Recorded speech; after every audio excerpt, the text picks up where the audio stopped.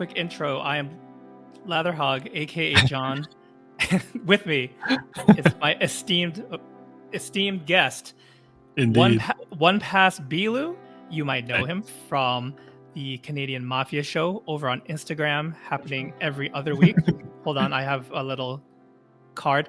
So you can go follow Ben at both those accounts, OnePassBlou as well as Canadian Mafia show. Nice. Ben, thank you so much for joining me today. Yeah, thanks for having me. This is always a ton of fun, so I'm always down to do one of these. Our main topic, and we're going to have, some subtopics, but the big one, what is the wet shaving community? Mm-hmm. And there's been some conversation in kind of the places that we frequented, just about kind of what the wet shaving community looks like. Why is there drama at times? Even what are the popular platforms right now? So we'll touch on some of them in our little discussion before what to hit. This could be easily a two-parter. So if you guys are digging that the topic at hand, live audience, let us know. And if you're watching the replay, please let us know in the comments, as that helps us know what to cover in the future. We'll start off. How did the shaving community landscape look when you first started shaving? I feel like I'm relatively new compared to a lot of the people that we're friends with. I started probably 3 years ago, whereas you got guys starting, 10 years ago. So I'm like, when did you start, John, for your journey, roughly? I was trying to figure out. 'Cause I was Badger and Blade was my first forum. Okay. Yeah. I mean, between Badger and Blade and YouTube, I would say, right? And I don't count YouTube as the social platform, but just as far as the intake of. But my first interaction with the community was through Badger and Blade, and I want to say that might have been like 2017. Okay. Yeah. Around there, I might be off by a year, plus or minus. Right. Yeah. I think I skipped the forums and went right to Reddit as my first landing pod into the wet shaving community. And then had you used Reddit for other, part of other subreddits? Okay, that's why. That makes sense. That makes sense. It's a big conglomerate of information, and that's what I was curious about. It sure is. Yeah. Right. And then the Canadian Facebook group, Canadian Wet Shavers. So I think those two spots were my landing or initial launch, whatever you want to call it. Spots into the community. And then you quickly find out, whether that particular part of the community is what is, good for you or jives with you, or if you agree with what they're saying and things of that nature. If you identify with that community or not, and you find out, especially on Reddit, real quick, if that's for you or not. I think the forums, I think I touched upon it a bit, like what was it, DFS, Badger and Blade, and I think as a new person into this hobby, it's in your best interest to find a community that you jive with. It'll just make your experience that much better, in my opinion.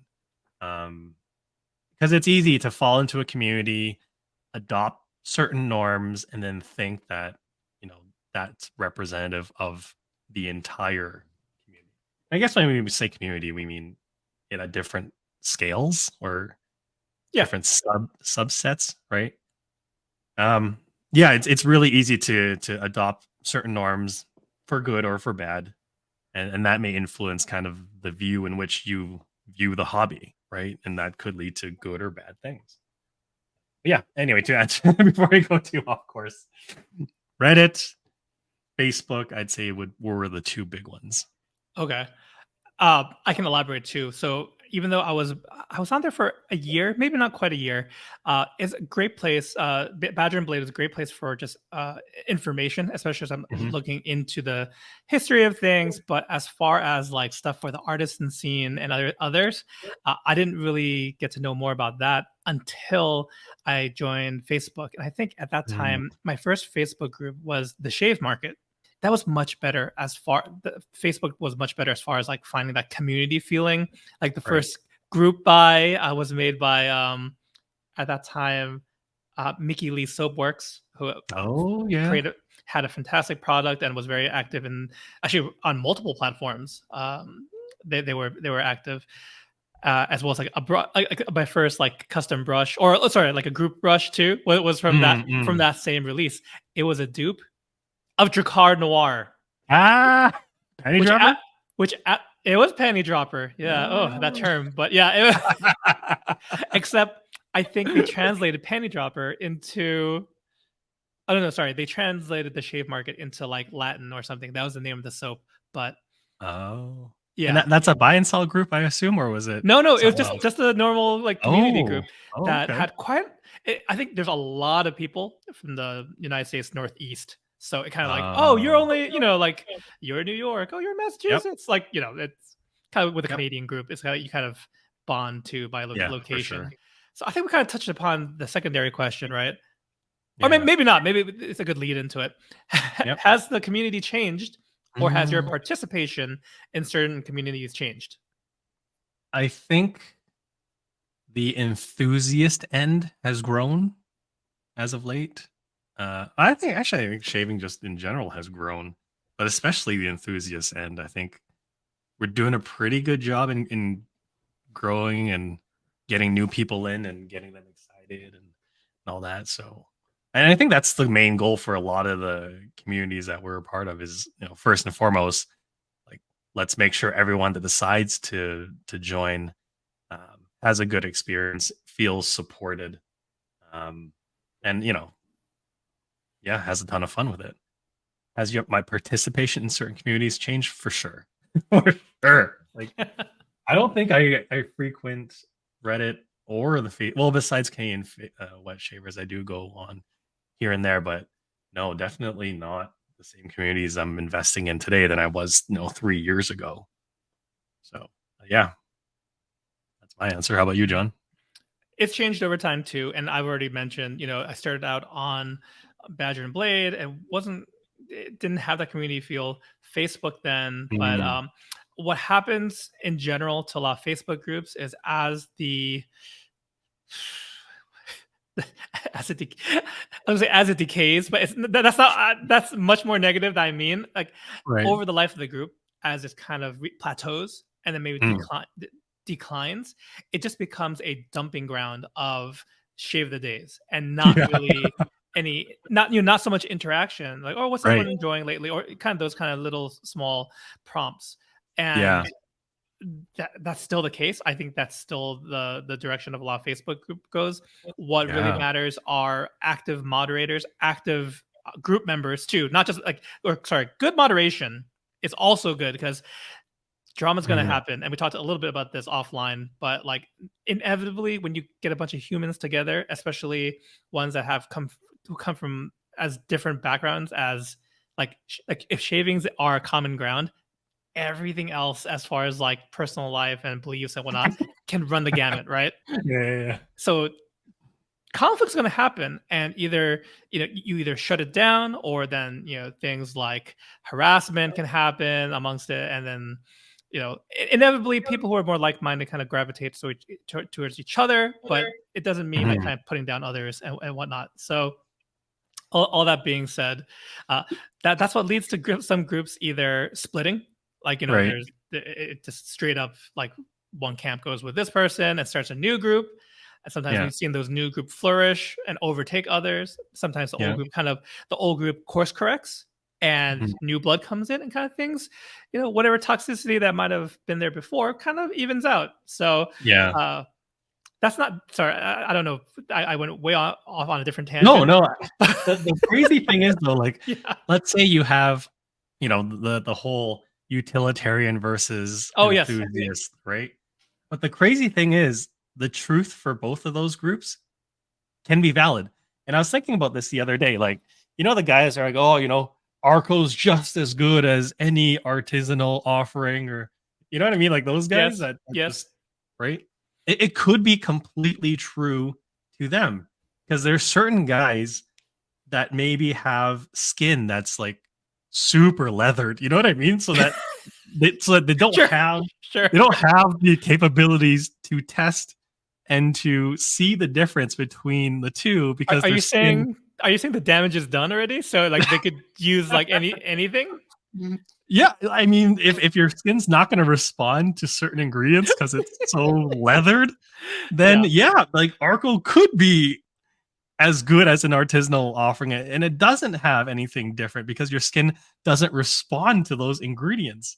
So okay, I don't know if I'm following you. I'm following you.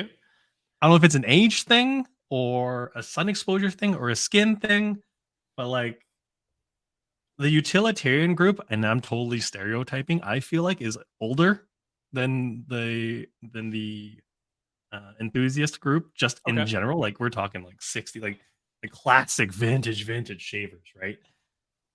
And maybe it's just like the skin doesn't respond. There's a young utilitarian right now that's so mad at you. Yeah.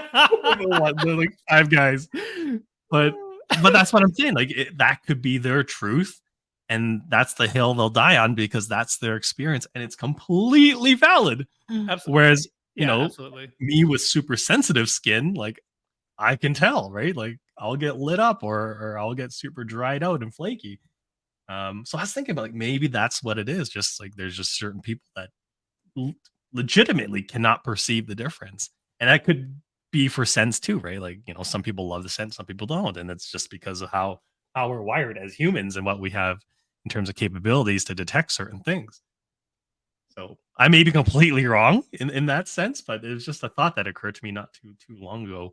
But why this happens? Because you would like to think that objectively in the soap, there's certain ingredients that do certain things, and you know that they're going to perform a certain way, whereas other soaps do not have those ingredients, and those will perform certain ways. So you'd think, objectively speaking, based on these ingredients, they should have 2 different experiences. But so I was like, why is it that it doesn't? And that's the best I could come up with is potentially like user capability or user equipment or whatever it is, right?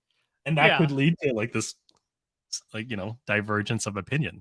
Right? I think that's one huge way that you can kind of divide up hobbyists. I think the utilitarians would still be a hobbyist, but it's how they engage with the hobby, right? It's not about or even if you want to say like the newbie enthusiast is about trying and buying everything, right? And that's a topic that we've talked about that I've addressed too, where it's like that might, to different degrees, people hit that that phase and then kind of find what they like and plateau, even out, whatever, you know. In this case, plateau is not a bad 100%. Thing. Yep. And it's just the two in some ways do oppose each other, because the utilitarian is like, why do you keep spending why do you have ungodly amounts of money? Why do you have 100 soaps? Why do you have, or why do you need a razor over X amount of dollars? And that, you know, I use the variable because for everyone it's why would you spend $25 on a razor? I'm like, oh, okay. Like, sure. Yeah. So, it's like cars, man. It's you know, you want to customize the experience to exactly what you want. You want a stiff suspension, then go get that. If you want a cushy ride, go get that. But it's just, how much are you willing to spend to find your absolute best, most preferred shave? Your personal best shave. I think that's a great way of putting it.